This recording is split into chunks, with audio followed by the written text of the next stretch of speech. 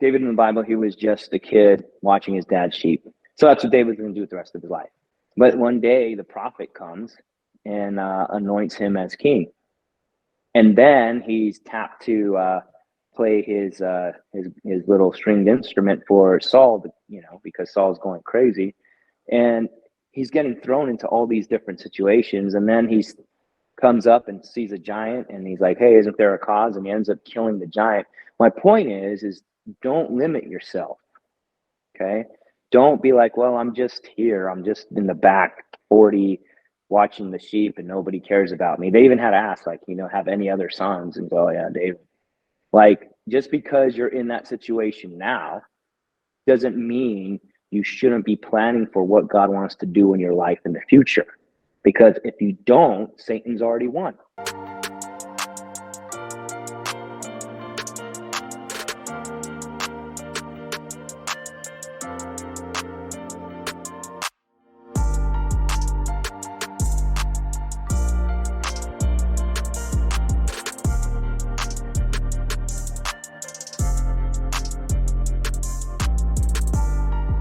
Welcome back, everybody, to the Light It Up podcast. I'm your host, Wyatt Taylor. Today, we have our co-host, Rafael Alvarez. So, y'all. And our guest today. Soda just came back, bro.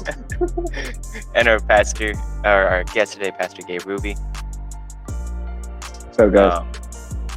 Pastor Gabe is currently the youth pastor and the leader of the youth group Vision Unlimited in the Tucson Church, Pastor Harold Warner's church.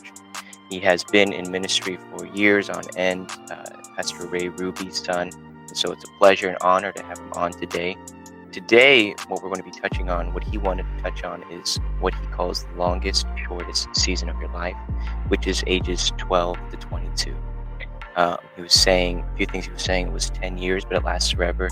Some things you do in this time will be with you for the rest of your life. We're going to delve deep into that. We're going to be asking questions, maybe even some of his own personal experiences that he can add, and we're going to have a great time. Pastor, why don't you take it away and maybe give a short testimony? Yeah. So when you're a teenager, let's say, okay, let's take it back to you're 12, you're 11, you're 12, you're a preteen, you're a tween, you're whatever, and you just can't wait to turn 13. And when you turn 13, I mean, you feel like in those years coming up on your teenage years, man, when I turned 13, people didn't take me serious. Once I hit 7th grade, people didn't take me serious. And I'm a teenager. And then you hit 13, and it's like being in kindergarten of teenage years. All right, when I hit 14, when I hit 15, when I hit 16, people didn't take me serious. I'm going to start driving. I'm going to do all the stuff that I see that these dudes do in the movies and stuff. And what can happen, and what happens to most, is that you don't realize that your teenage years, and let's call it from 12 to 22. I'm going to throw you 20-year-olds, 21-year-olds in there as well, especially now. The millennials are past their teenage years. It's all Gen Z now. But you guys don't realize that 10-year span is super short, but it's the longest period of your life because it dictates the rest of your life. What you do from 12 to 22 is going to dictate who you become. I'm still reaping what I sowed from 12 to 22. And now in a couple months, I'm going to be 42. I'm still reaping what I sowed and what I didn't sow in those years. So that's what I want to talk about in this session, is identifying this time and redeeming the time. The Bible talks about redeeming the time. The Bible talks about it's Satan coming down because he knows his time is short. I mean, if the enemy knows what the time is, what time it is, it's time that young people and children of God and Christian young men and Christian young women begin to identify this time in their life as the most important time in your life, and the time when a lot of you squander it. A lot of you squander these years. Sometimes you squander it, and it's the best case scenario. Best case scenario? Yeah. So best case. So there's let's say Kid A. Kid A squanders his teenage years. How do you squander your teenage years? He goes to middle school. He goes to high school. Maybe he graduates high school, whatever. But he doesn't plan on the future, right? He's not looking towards adulthood. He gets through it. He's alive. He has all of his limbs. He didn't get anybody pregnant. But he squandered it. Why? Because he didn't do what he could have done in those years. Now, what is potential? Who knows? It's different for everyone, but it's squandered. Now, that's kid A. Let's call that best case scenario squandering. Let's look at worst case scenario squandering, kid B. Kid B could be any of the kids that I grew up with in the 90s where 13, 14, 15 years old, they get involved in street life, they get involved in drugs, they get involved with the homies or whatever, and it just comes along with being Hispanic in the West. Sometimes you don't have a dad, whatever, you're a Raider fan, that doesn't matter. Like, you do some dumb things, right? You do some dumb things. I have a friend who, good kid, good man. He's a pastor today, and he'll tell you right off the bat that he did some things that could have destroyed his life, could have changed his life, and he wasn't even trying to. He was walking in a parking lot, and he got jumped, and he responded, and he could have messed up his whole life. His life could have been over that night because of the things that transpired in that parking lot. And by the grace of God, he moves on with his life and raise a beautiful family. But things can be squandered very badly. So there's squandering in that you didn't do anything with it, and there's squandering that you just threw it in the trash. However, what I want to focus on tonight is focusing on your teenage years. Like, look at these years as the launch pad to the rest of your life. And you mentioned being a kid too. So sure, it happened. What's the key to finding the right balance between maturing and thinking about your future, but also still keeping the innocence of your younger years? And it's a good question. So you guys live in a spaz generation, right? Where spazzing is almost like, I don't know, like it's cute or something, right? Like some kids think that they get attention because they're just so extra about everything, and I don't know what they get, extra candy, like I don't know what they get just for being spazzes. So you have that girl. Let's talk about that girl who everything has to be perfect. You guys have the illusion that perfection is attainable. Why? Because we have phones. Like what? I don't know what. There's filters. Like what? I don't know. Like you can take a billion pictures of yourself and it's okay now. Like that used to be like your parents used to be worried about you if you took, a million pictures and taking them to the drugstore and getting them developed. Like now you can do that. And now you have these girls and they're getting, this and that and dental and all kind of other crazy stuff. So perfection is attainable, scare quotes. Okay. Perfection is attainable. So you have that kid, that girl, that guy, and all they do is fret about, well, I got a 98% on my geometry test or this and that. I'm not going to get into Harvard and blah, blah, blah. Now I have mental health issues and whatever. Like, as a youth pastor, I thank God that we don't have to deal with a lot of that. And I think we deal with that over the pulpit in that we just preach truth. But so you have that extreme, right?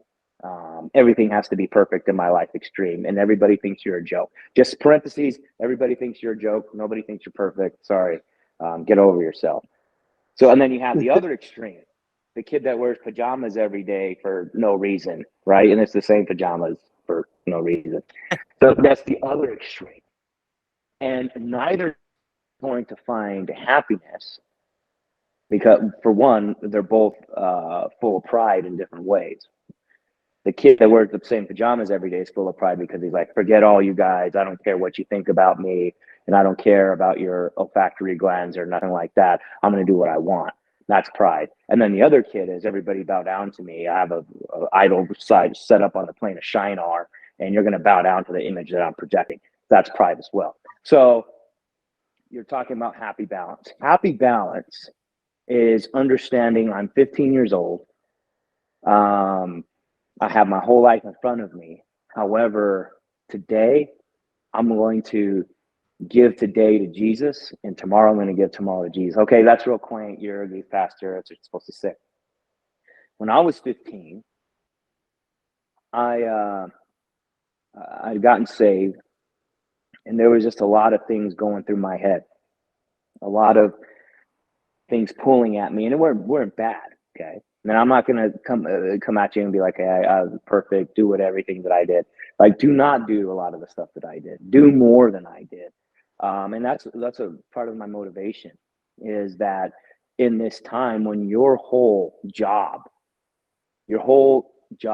is to go to school and get good grades.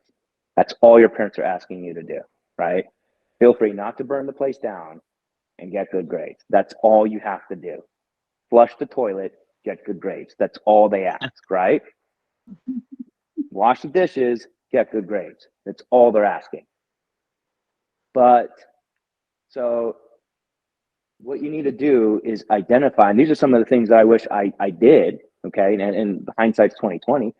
Identify the most important things in your life. Number one, Jesus Christ, most important thing in my life. He's my first love. He's my only love. And everything else comes after him. That's it, okay? Second, well, what else? Okay, my parents. Love my parents. Respect them. Your parents aren't perfect. Your parents are humans. Your parents are sinners. Your parents may be actively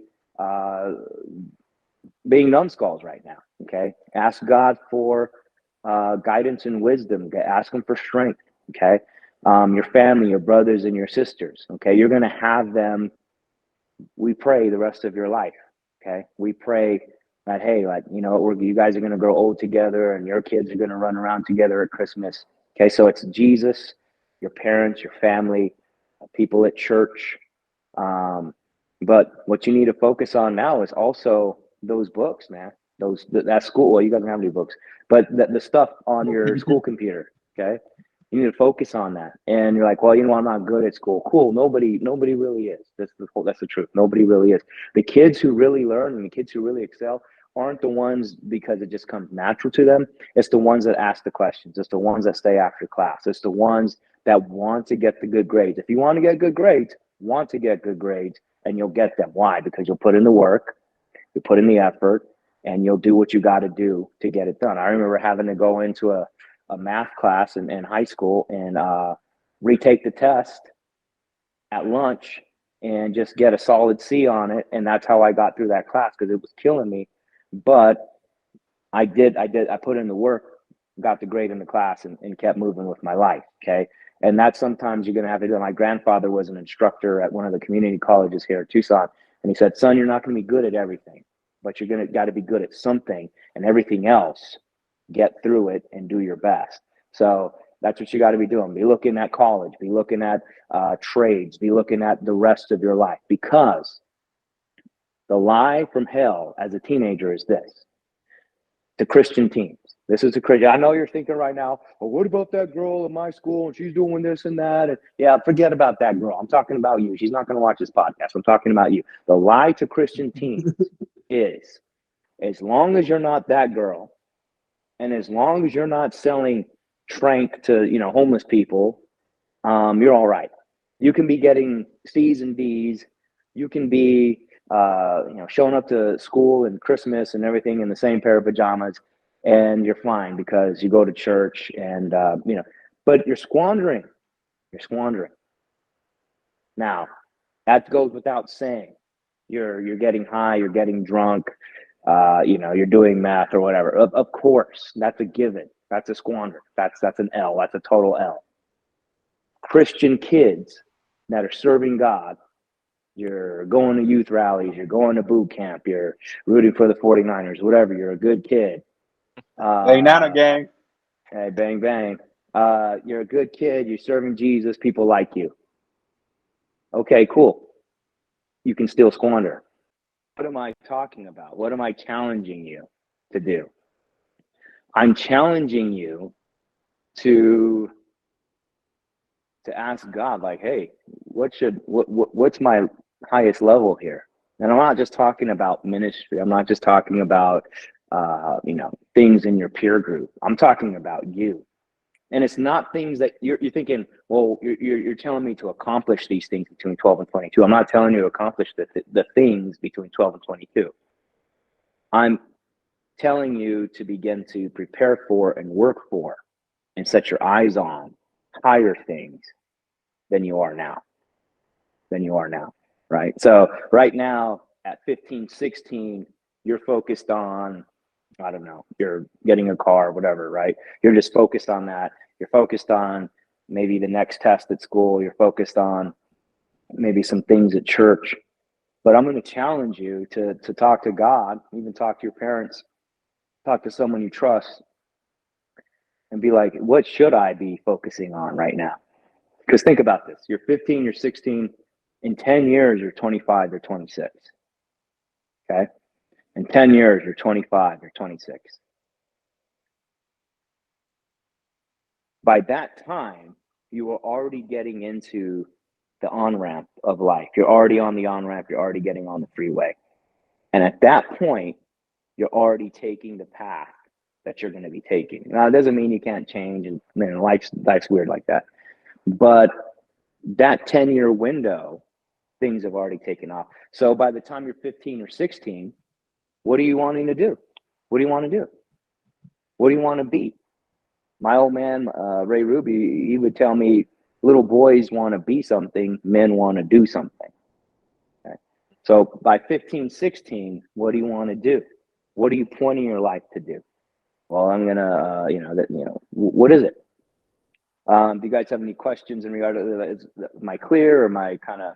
So my question was basically to sum up what you're saying is the way to not squander your life as like a teenager and going into adulthood is to have a plan set out and all that. Well, it's yeah. I mean that could be a little bit too rigid, right? Because when you start talking about plans, I'm not talking about creating a shoebox and putting your life in it, but I am talking about opening your eyes, opening your mind, and saying, what can I do? What should I do? Some of you have already felt a call to preach. Some of you already felt a call to be a missionary, boy or girl. God's already putting things in your life. Well, what Pastor Greg Mitchell was doing a men's discipleship class here in Tucson last night, and he was talking about practical steps. God speaking to you and then implementing practical steps in your life. Well, what does that look like? Some of you are saying, you know what, I feel like, I want to go into engineering, or I want to do this or this certain kind of career. Well, what are you doing, right? What are you doing as far as practical steps? What are your math grades like? What are your science grades like? Are you looking at schools, or what's happening, right? And it's not even so much that kid. That kid I'm not worried about as much as the kid you ask him, like, hey, what are you looking at? What are you trying to do? What are you trying to be? What's happening with your life? Where are you going to be when you're 25, when you're 26? And he says, I don't know. And he thinks it's a acceptable answer. That's not acceptable. Like, you're crazy, bro. Like, it comes so fast because you're not going to be 15 the rest of your life. There's some adults that that are trying to act like they're 15 for the rest of life, but it doesn't happen. That's how people end up, 2, 3 kids in, and they're like, man, what am I doing with my life? Because it didn't start. It didn't start then, and it's from 12 to 22. It's the longest, fastest period of your life. I remember, going into high school. Freshman year of high school, Sunnyside here in South Tucson. And I remember my first couple days. And then I remember my last day of high school in northern New Mexico, Robertson High. And it was like that. It was done. And, you're like, man, okay, now we got to do this. Let's go on with my life. Let's do these things. And I'm telling you these things out of my own personal experience. I've pastored, I've done different things, been able to go around the world, preach the gospel. And what I see is, especially in young men, young women, let me just to kind of give the dudes a little insight here. Girls are more mature than boys out of the womb. Like boys are Neanderthals and girls are humans, and that's just how it goes. But you see, everywhere you go, you see young men searching for meaning, right? Searching for, well, who am I? And it's almost like you want to oh, congratulations, you're finally getting to this question, and you're 19, 20 years old. These are the questions you need to be asking when you're 14 and 15 years old. And the nerds that were asking themselves those questions when they're 14 and 15 years old are the ones that are light years ahead, because there's something called compound interest, right? Where it goes bigger and bigger and bigger, but the percentage is the same, but it's compound interest. And then the guy's 25, 26 years old, and he's on his life path doing what God's called him to do, and he's reaping the rewards of what he did at 15, 16, 17, or the questions that he asked at 15, 16, 17. And there's other dudes, 22, 23, like, oh, wait, what just happened? I'm not 15 anymore. So a lot of this is geared towards young men, especially young men in the church. But young girl, you can derail your life. You can derail yourself. 14 years old, 15 years old. It doesn't take much. One night, two night, I don't know, whatever. And being in youth ministry, being in ministry, period, you see it a lot where it's just like you lied this whole time, and now you're reaping the consequences of the lies. And then you find out homie was lying because he really doesn't love you, and now your life has changed. You're different. And if you're wondering what I'm talking about teenage pregnancy, and everything's different. You can say, well, it's 2023. There's ways of fixing that. Yeah. And messing up yourself, messing up your mental for the rest of your life by the decisions and thinking you're fixing the problem. However, you're just going to live with the consequences and the pain of that, whether it's abortion or adoption or whatever. And I didn't mean to go that dark, but what you need to understand is from 12 to 22, it's the longest, shortest period of your life. And you can't metabolize things at that age that you can at 30, right? You have you make a stupid decision at 30 years old, you can metabolize it, you can absorb it better because you have experience, you have life, people trust you. You make that same stupid decision at 13 and your whole life is thrown off. Any comments, questions, concerns, complaints before I ramble on? I know Rafael had something. What you're saying is so true. So I want to get into what Pastor Greg was Pastor Gabe was saying before, because I have a little story to tell you. But before, what you're saying about the teenage pregnancy is so true, because I'm not trying to put people's stuff on blast, but my cousin's mom went through that. Her mom was 15 to 13. I can't remember the age, but that's when they first had my cousin Faith, and the life went downhill and all Rafa, that. let me stop you right there. A lot of your generation is reaping the consequences of my generation's mistakes. So I didn't want to throw stats at you guys and just stuff because you guys wouldn't listen to that anyway. But statistically, Gen Z is having less sex and driving drunk less than our generation did. And part of me wants to say what's wrong with you guys, but what you guys are reaping is our decisions, right? Is the kids in the 90s skipping class and getting the girlfriend pregnant. And then guess who are the babies? It's you guys. You guys are those kids. So you guys understand firsthand what it's like to grow up and knowing, your mom had you when she was 15 or she was a sophomore or whatever. And I hope that it sobers you guys.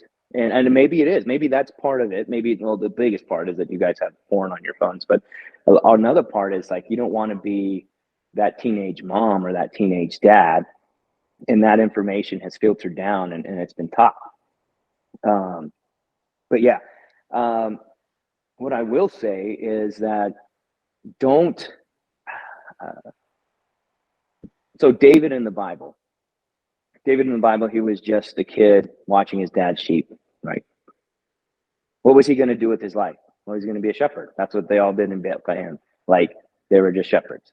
And 1,000 years later, or whatever, the angels came to the fields of Bethlehem, and what do they find? Shepherds, right? That's where they did the shepherding, and they brought the sheep in.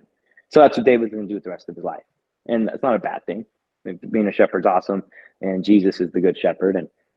But one day the prophet comes and anoints him as king. And then he's tapped to play his little stringed instrument for Saul, because Saul's going crazy, and he's getting thrown into all these different situations. And then he comes up and sees a giant, and he's like, "Hey, isn't there a cause?" And he ends up killing the giant. My point is don't limit yourself. Okay, don't be like, "Well, I'm just here. I'm just in the back 40." Watching the sheep and nobody cares about me. They even had asked, like, have any other sons? And go, yeah, David. Like, just because you're in that situation now doesn't mean you shouldn't be planning for what God wants to do in your life in the future. Because if you don't, Satan's already won. If you're just like, oh, it's just, I might as well just start vaping out here because I'm just watching sheep and nobody sees me. What you do in the secret place, what you do by yourself, what you do when you're just a little 13, 14-year-old that nobody sees matters.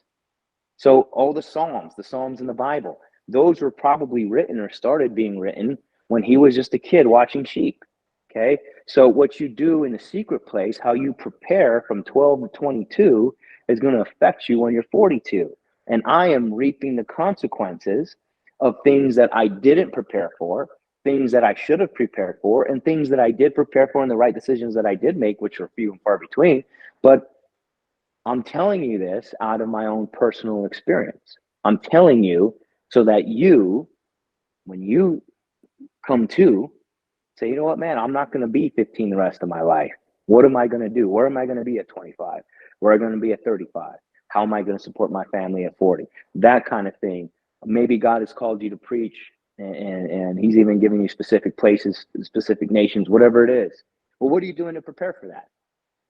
What are you doing? Like right here, right now. Well, I'm 15. I got it. But what are you doing to prepare for that? Because you're going to wake up one day and you're going to be 25. You're going to wake up and be 25 just like that. Speaking facts. Facts. For real. You say that. Dang.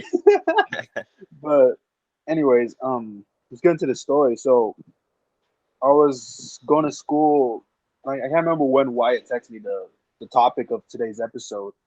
And in the beginning, I was like, oh, maybe it was just me reading it for hand and being dumb and not knowing how to read and then being confused. But anyways, I went to school Friday.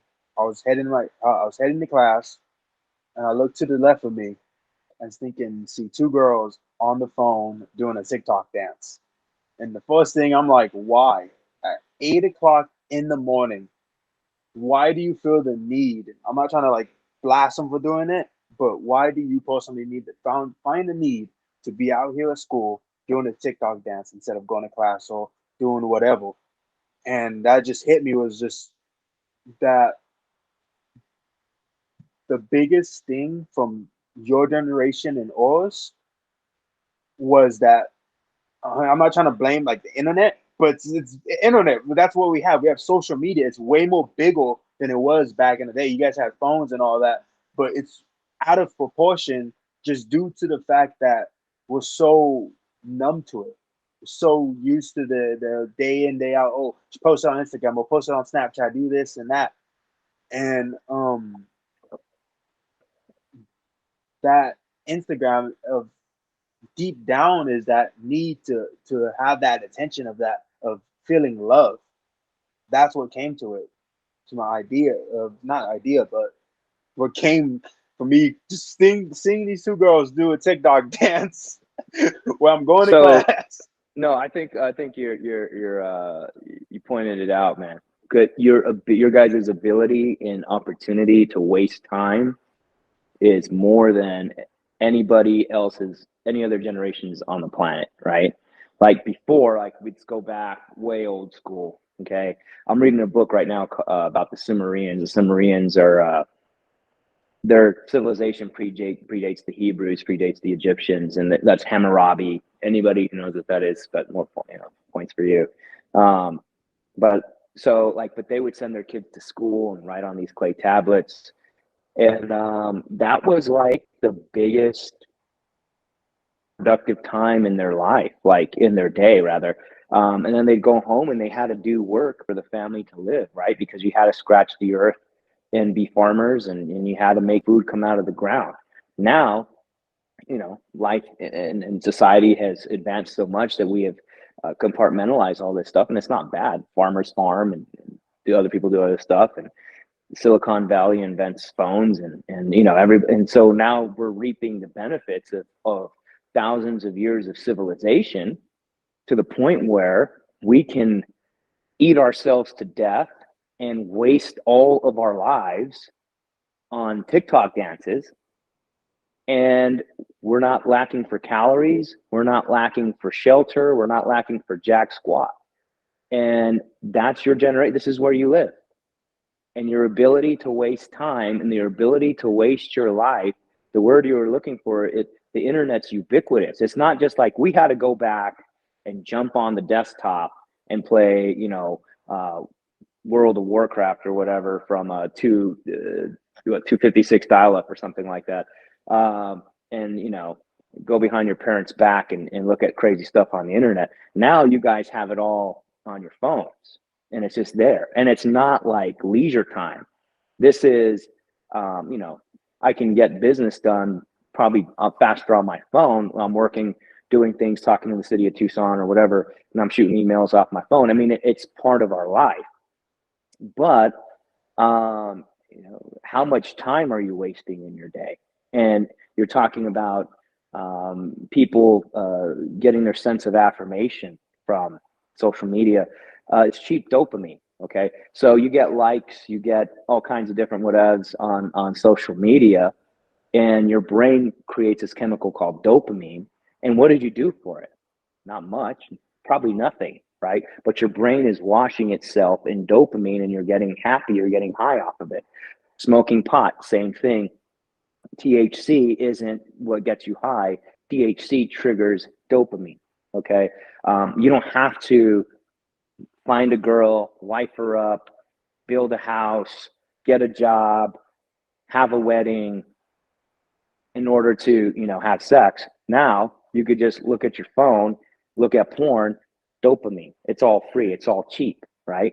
So you have the affirmation, you have the vaping, you have the pornography, you have it all.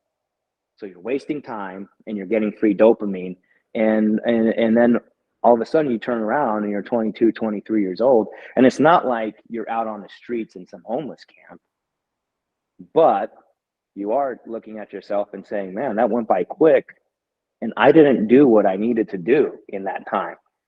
I'm like from 0 to 100%, as far as like potential is concerned, and redeeming that time. I'm like at a 30%, 40%, 50, 60.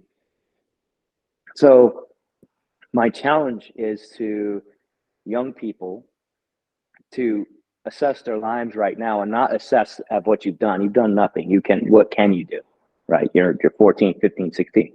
Not to assess what you've done, but to assess what you want to do. To assess what you're doing for the future.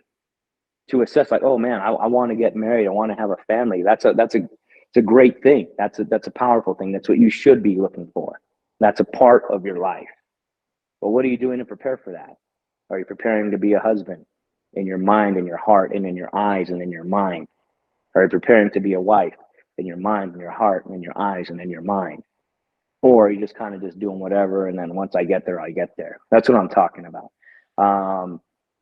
Hey, I want, like we talked about, I want to do this, I want to do that. Well, what are you doing to prepare for that?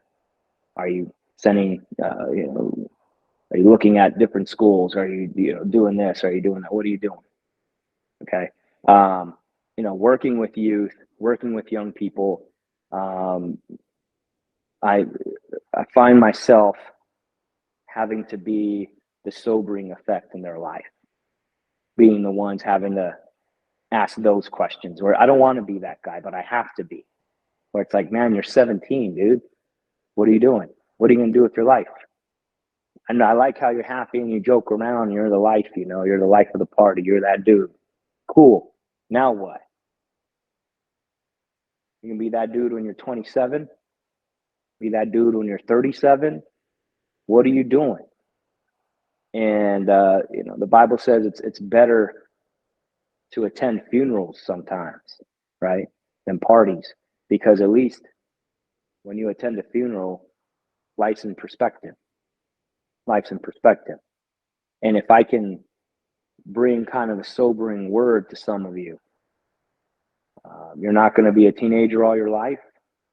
And we need men and women that are going to serve the Lord and serve the Lord to the fullest. I was at boot camp and we were worshiping. I don't know if it what day it was. And I've shared this story before, but it was like the Holy Spirit was like, what are you guys doing to prepare these kids for missions work, man? What are you doing to prepare them to send them into all the world? Because that's going to be them in the next 10 years. We don't know what's going to be happening, guys. There's some of you with a call on your life. There's some of you that God has called you to certain things, different things. Cool. That's not fairy tale by and by, dude. That is sooner than you think. And now is the time to prepare for that. Yeah. Wow. Something I wanted to add to what Rafael was saying was just the fact that the attention that you can get is now so much different than what it used to be. Just being able to post something on Instagram and millions, billions even of people being able to view it, that alone makes people so crazy at times to make these whatever videos they want, because the availability and the amount of people and the amount of attention they can get now, because it's so much different what it used to be. It used to be like maybe their whole school or like maybe the whole town knows, but now it's become something where millions of people statewide, worldwide can now know these people and know you if you just do this and that. And here's the flip side and the dark side to that. Okay. Depending on what it is that you did. Okay. Maybe you saved some old lady from a burning building. Cool. And somebody insta live that. That's great. What if you did something incredibly stupid? Okay. Your kids are going to see that. It doesn't go away. Your kid's going to be like, Mom, is that you in this video? In this terrible quality video? Is this you doing this?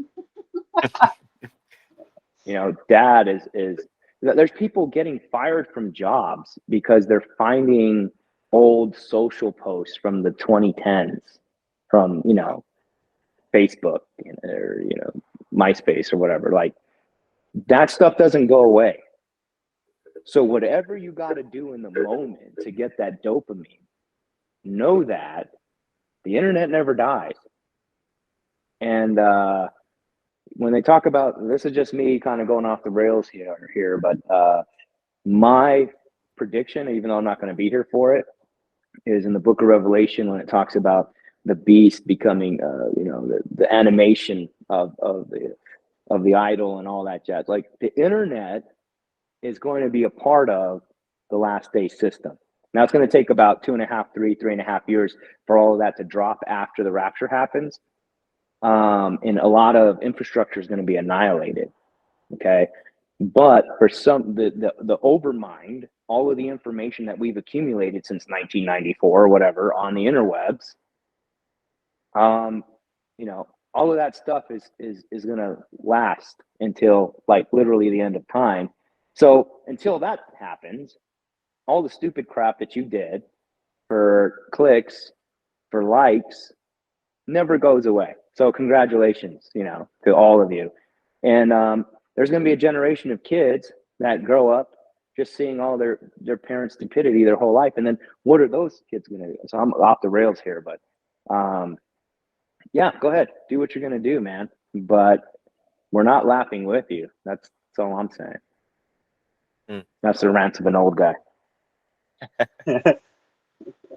Came here to talk about the 90s.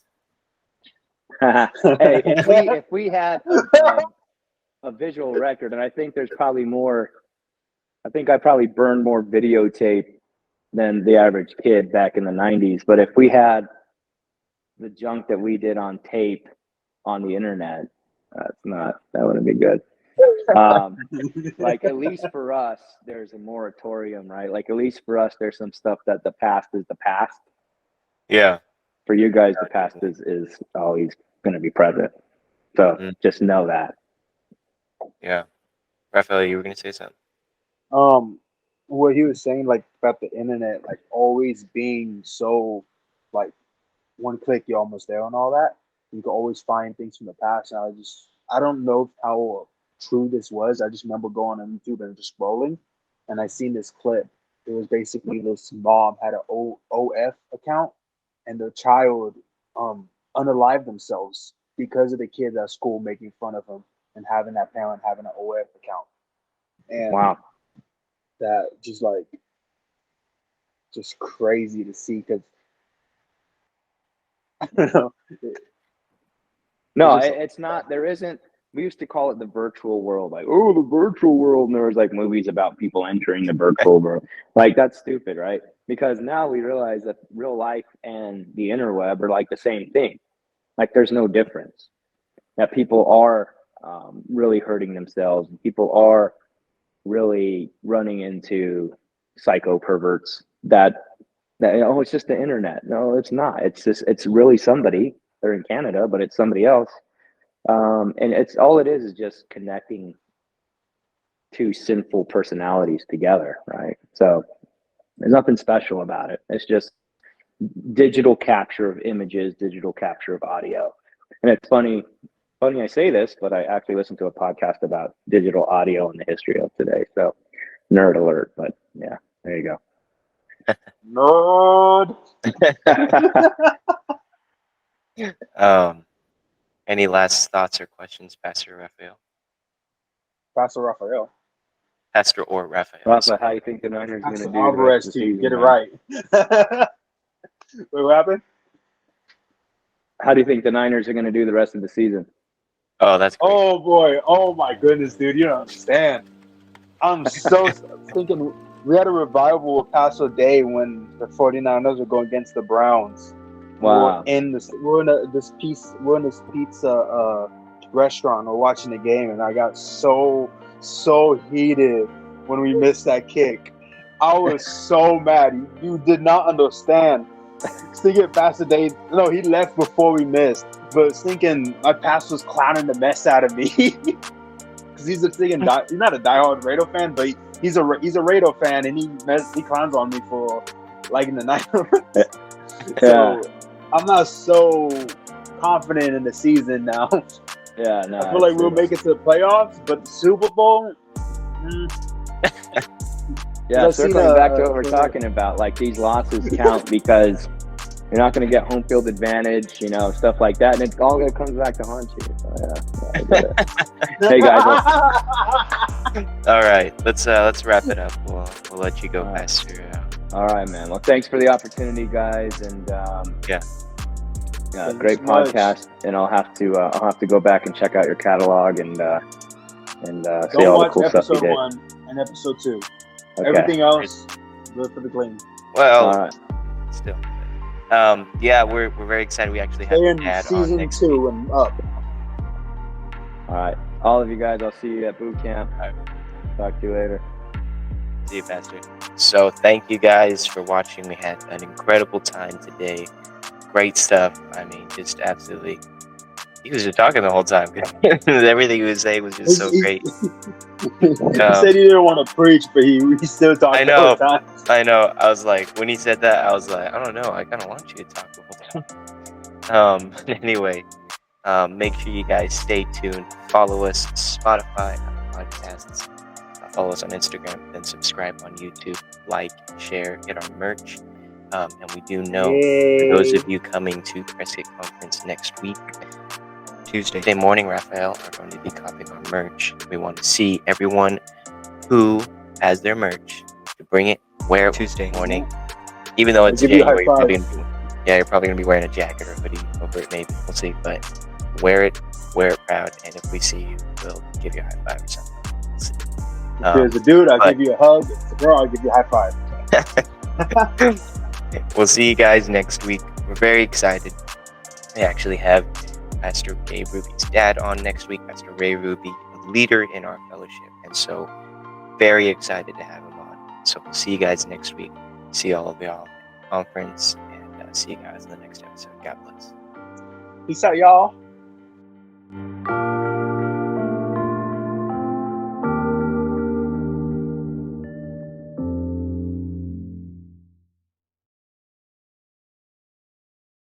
Can still go through.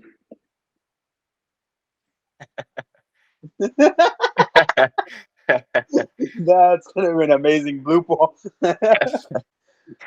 See, You just texted me saying, I hope you guys edit this.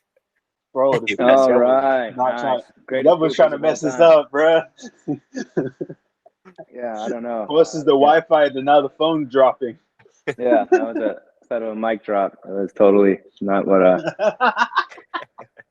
wanted. No, yeah. Muddled on some effects. Okay. Wait, Oh. what was this shit just say? Was that the only one that noted what you just said? I thought. Yeah, he's gonna have to edit a bunch of stuff in this episode anyway. Oh, right. Rafael, why don't you go ahead with what you were Pastor telling Gabe, me you gotta about? remember we're in California, dude. Is it just me, or were you like totally afraid of saying something wrong with Pastor Gabe on? Dude, you don't understand, bro. I was so scared when he's thinking stop me when I was trying to bring up my cousin's mom. I was like, was that too much information? What did I say wrong? For Did I real? use the wrong I just past think- tense? I was so I was scary, man. thinking, like, picturing all the words I said and just like, is it this one, this one, this one? Like, no, everything was okay. And then he was like, and just to add to that, you're like, oh man. Yeah, for real. I was so scared. I was like, you trying to knock me or something? He's like, Rafa, shut up. You don't know what you're talking about. I know. It's like just go, not trying to say that. just talk, Pastor. Just talk. We don't even have to be here. Just talk.